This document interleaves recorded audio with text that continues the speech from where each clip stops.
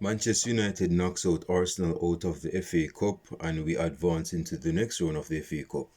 Manchester United, welcome to another podcast of the current situation. Manchester United, Manchester United, through penalties after full time, after actually 120 minutes, we knocked out Arsenal. Now, I liked our approach against Arsenal. We didn't lie down. Even when we went 1-0 up and they went 1-0 down, we still kept the intensity go. We didn't fall off of that. We got our goal in front.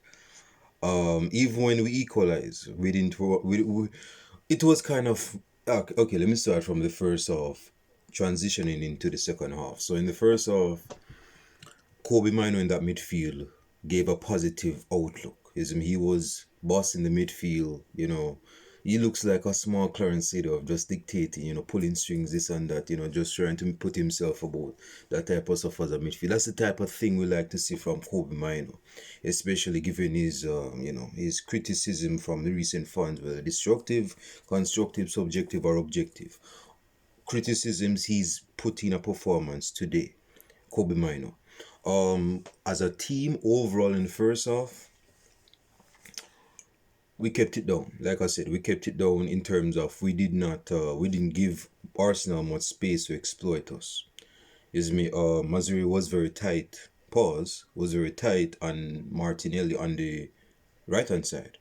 On the right hand side of the football pitch, he had Martinelli in his pocket. Martinelli was not much of a threat, although later down the line he is the reason why they equalized. But I'm gonna get to that in a second. But defensively we were sound. No, hold on. That doesn't mean that Arsenal were not knocking on the door. We're knocking on the door, but they didn't get the opportunity to go through the door after knocking on the door. They were trying to press us. They were trying to attack us with the intent. Odegaard was trying to look for the wingers to run in of Martinelli and Gabriel Jesus. Unfortunately for Jesus to come off with that injury, no player should come off with an injury like that. But yeah, we played very good in the first half. We kept it down. We didn't concede no goals. We looked positive. Second half, no. Wait, did we score our goal in the first half or? Oh, before I get into that, so they scored an offside goal, which was an offside. There's no argument that you can't argue. You can't argue. That's an offside. But Maguire should have been more aware when the ball came to him, because the ball went off him foot and went into Martinelli's path. And when the ball went into Martinelli's path, he ran with it and scored, but it was an own goal, so it didn't give. It wasn't given.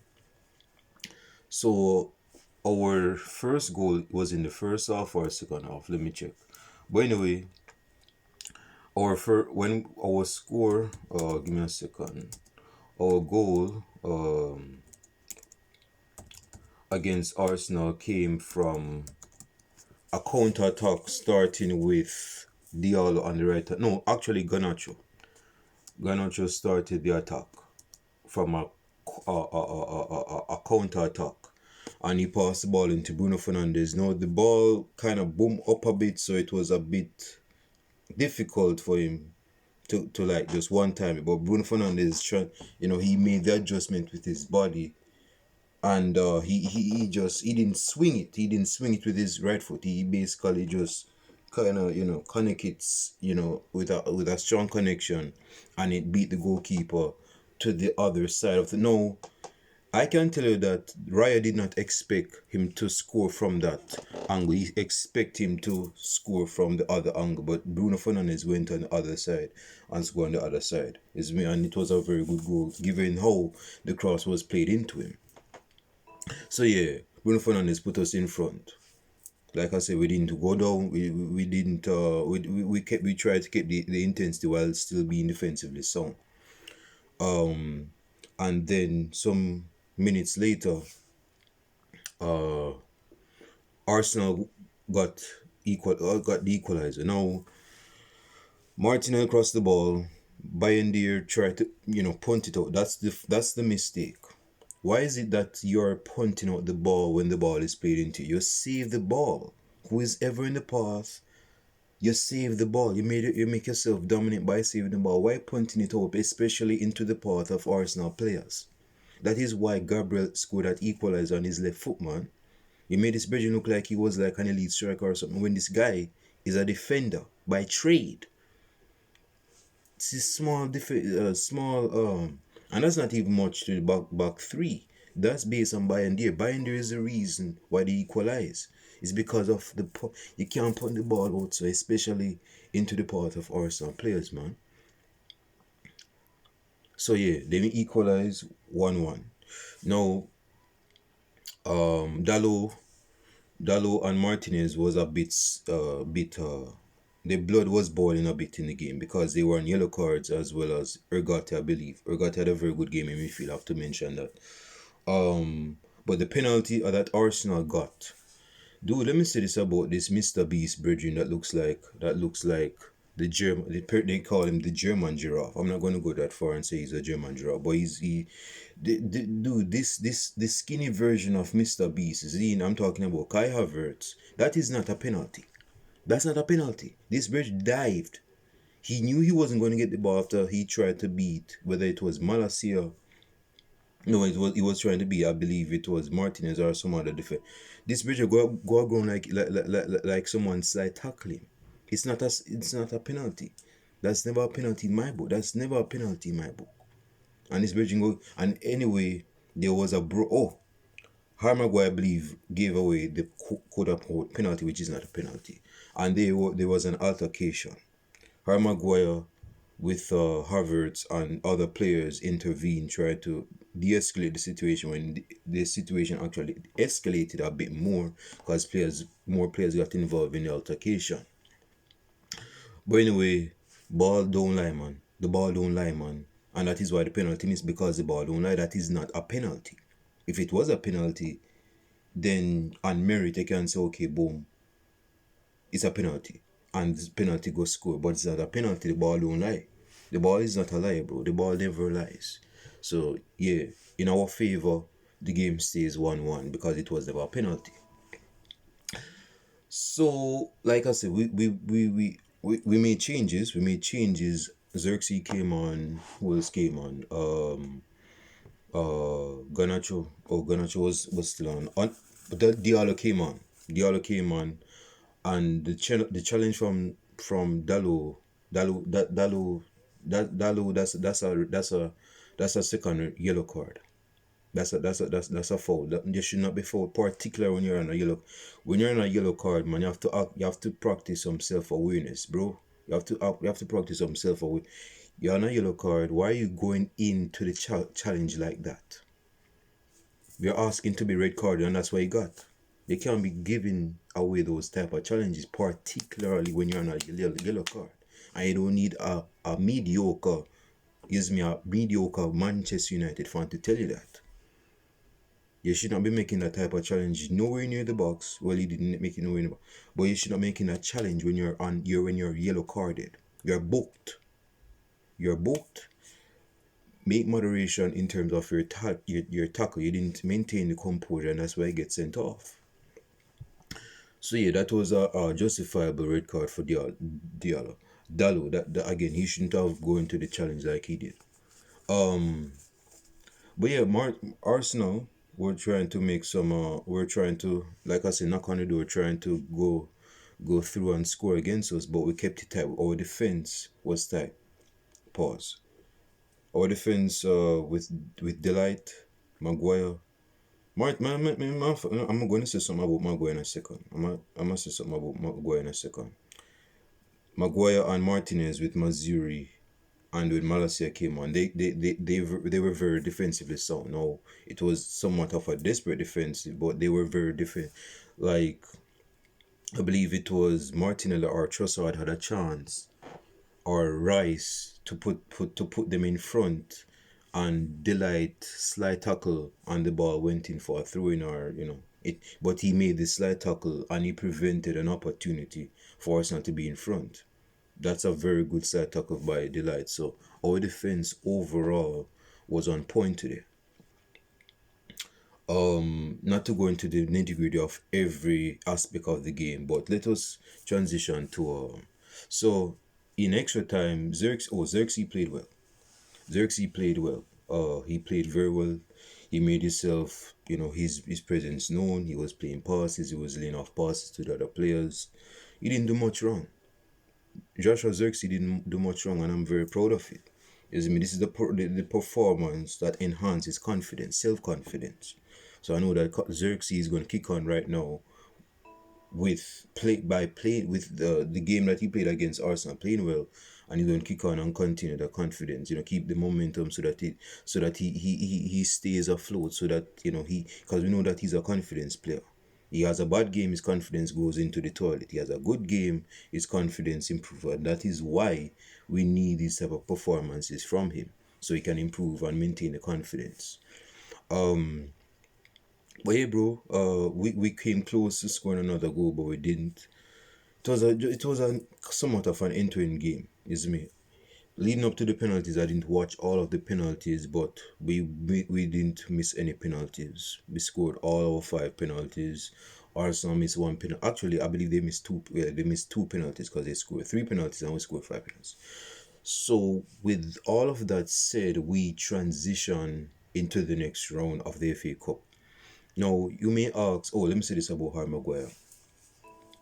I know that all of us have given Harry Maguire a lot of criticisms over the years because of his dire performances, his disastrous performances, just looking like a modern day Joker. It's like an entertainment at the circus or something. But in this game, I have to give him his respect. He played very well. He stood up for himself in the altercation with Havertz, and when he came off, you would think this Belgian was Ronaldinho playing in the El Clasico in 2006, getting an ovation. I don't think it was from Arsenal fans. If it was from Arsenal fans, then big ups on Harry Maguire for that. But Man United fans were giving him the applause. I wasn't giving the applause, but I was saying that this Belgian gained respect today. Harry Maguire gained respect today. You're not going to get no respect if you're not going to get that type of applause and you're not respected. He was respected today. He had a very good performance today, Harry Maguire. No, there was this chance where he made a miscue off his head where he failed to clear it with his head. And I believe it was Martinelli, one of the Arsenal players, almost scored. But despite that, man, he was solid in our defense. He was defensively sound today. Yeah, so he didn't put much. He didn't do well. I still have beef with him because he made that miss against Liverpool against Liverpool, and he didn't score from the chance that he missed. But all is forgiven. All is forgiven. That's in the past. We move from the past. But in this game, Harry Maguire was solid. He was sound.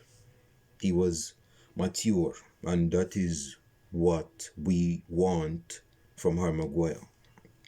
Yes, I mean, let us not act like this Bridging is Frank the second coming to Frank Beckenbauer, but he played very well, and that is a performance he had today, man. So yeah, like I said, we try we oh, comments below. I've been running my mouth for the last 30 minutes. I'm going to finish this soon. Comments below in the comment section. Like and subscribe to the channel, hit the bell as well so that you can be notified on each upload. A final thing before I finish this video. So you may ask, what is our priorities? We're through to the next one of the FA Cup. We're like 13 or 14th in the Premier League. We're out of the Carabao Cup. We're through in the next round of the Euro League. So persons may ask, what is our priorities this season? Given the current circumstances, surrounding Manchester United, that type of stuff. We won the FA Cup last season against Man City in the final. It wouldn't hurt to try go for the FA Cup again. It wouldn't hurt nothing. No, based on how Amrim was set it up against Arsenal today, I'm going to be a betting man and bet that he's trying to go for the FA Cup, because he started most of his main starting 11 from the Premier League in the FA Cup. So I believe he's looking to win the FA Cup, or at least he's looking to go deep into the FA Cup and try to win it. Yeah. I think he's looking to yeah. Again, it won't hurt nothing if he wins the FA Cup in his first alpha season.